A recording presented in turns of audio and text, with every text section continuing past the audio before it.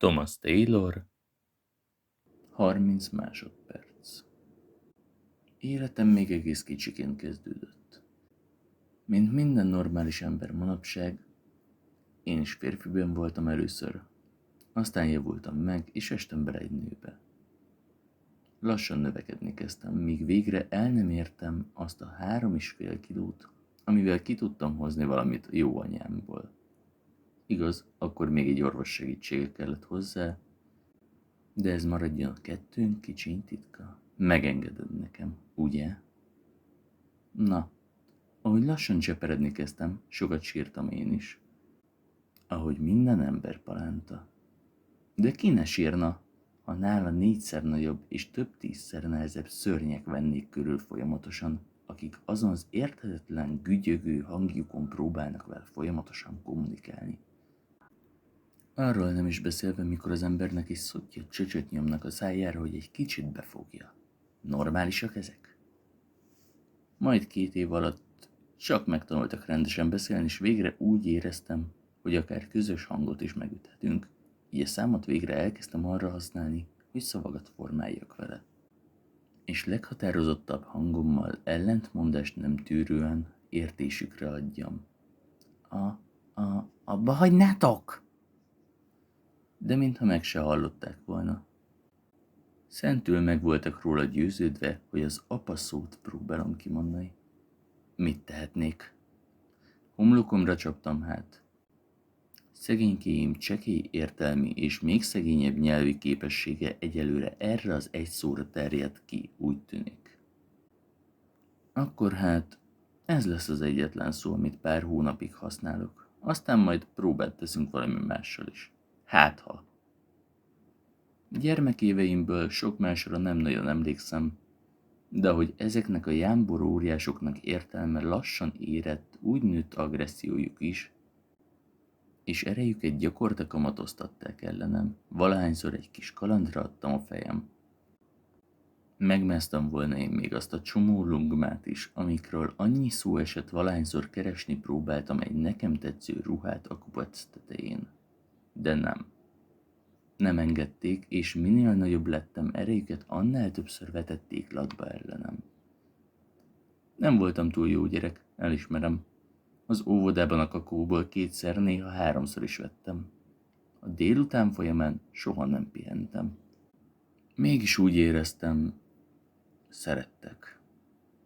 Még most is, ha rájuk gondolok, eszembe jutnak anyám szőke göndörfürtjei, és apám gondterhelt, egészen a háta közepéig csúszott homloka, mely végén még a haj is ott rejtőzött inge alatt. Elhihetitek, gyakorta láttam, mikor levette, mondván senki se látja. Ahogy értelmem gyarapodását végre felfedezték, iskolába küldtek, én pedig beléptem a kapun, melyre emlékeztem. A tudás fellegvárának kapuján. Bárcsak osztálytársaim is épp oly jól emlékeztek volna ezen hely fontos, már elengedhetetlen szerepére a hátralévő életükben, mint én. Gyakorta kellett megvernem 1-2, hogy hallgassanak végre, hisz én az órára figyeltem volna. Az eredmény mégse volt más, mint hogy én voltam a rossz, a türan, az egész végén.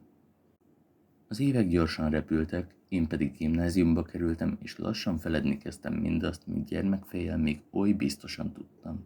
Éreztem, serken valami mellkastájon. Forróságot, lávát, megszégyenítő tüzet éreztem belül szívemben, ahogy először rám talált a szerelem. Életem első szerelme. Képes lettem volna mindenről lemondani érte, és éreztem, valamikori emlékeim utolsó foszlányait is eldobom.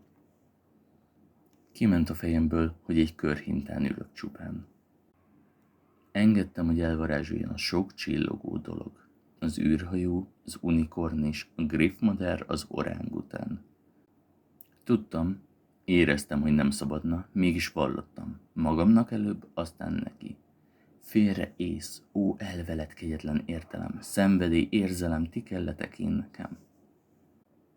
Én nekem olyannyira jól sikerült, hogy úgy érzem, tényleg elhagyott az értelem, s csupán kalapját emelte meg felém egy szolid biccentéssel, mikor megbotlott testemben. melyet a visszautasítás okozta csalódás mélyen a sötétbe taszított. Ott feküdtem egyedül, magányosan a saját butaságom mocserában, míg egy újabb fény felé, mint molylepke, szállni nem kezdtem. Éreztem magamban azt az ismerős melegséget. Igen, ez szerelem. Végre negédes szava nektár volt, kenőcs. Sajgó szívem bajára ír. De jaj, jöjj Elész, teszülj nekem rendet. Mint vaklónak a szakadék, a valamikori csalódás nekem már semmit nem jelentett. Újra megsérültem, és így bénán, de bölcsebben jártam ki a második iskolám is, ahonnan egyenes út vezetett volna tova a munkavilágába, vagy egy újabb iskolapadba. Utam először nem vezetett máshova, csak egy buszra. Újabb randira igyekezvén legédesebb álmomból egy a legédesebb álmából ébredő kamionsofőr dudálása rántott ki, ahogy az igazak álmát alvó buszvezetőt is. Úgy éreztem akkor, a különös véletlenek angyala szállt le közénk. De akkor most mit csinálok? Itt ülök egy buszon, s számot vetek neked az életemről. Hangtalanul, mozdulatlanul, farkas szemet nézek egy üvegszilánkkal, mely alig pár milliméterrel lebeg a szememtől, miközben te, sárga szemeiddel ott figyelsz mögötte. Szegény sofőr. Biztos nem úszta meg, ha előttem a vég így szigorúan lebeg.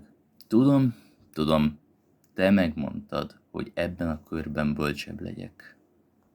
Végre letelt ez az örökkévaló 30 másodperc ismét. És te csak ott ülsz, vértelen arcoddal mosolyogva, a legnagyobb lelki nyugalomban. Megemeled kalapod, és kellemes, türelmes hangodon megkérdezed azt, mit annyiszor már. Hogy tetszett, kedves? Elégedett hőmögéssel még egy kortnyi időt adsz, míg felhajtod a teád. Jöhet még egy menet a kör hintán? Kérdezed, mintha jogom lenne azt mondani, kiszállok, és legyek inkább az örökkévaló enyészeti, apró része a semmi masszív egészének. De tudod jól, nem fogok nemet mondani. Hisz mint egy drogos, egy alkoholista, vagy egy szertelen kisgyerek, egyre csak szomjazom azt a halálos mérget, mit innom adsz. Az életet. Te pedig csak megemeled a kalapod, és mintha rácsapnál hófehér műanyag paripám hátsójára, hát ha nekiágaskodik és újra rohanni kezd, suhintasz egyet, mielőtt mindig halk hangod nagyot rikkant. Nosza, még egy menet. Ha tetszett az előadás, kérlek támogasd a munkámat egy lájkkal, egy feliratkozással, vagy ajánld barátaidnak. Ha pedig nem tetszett, akkor az ellenségeidnek.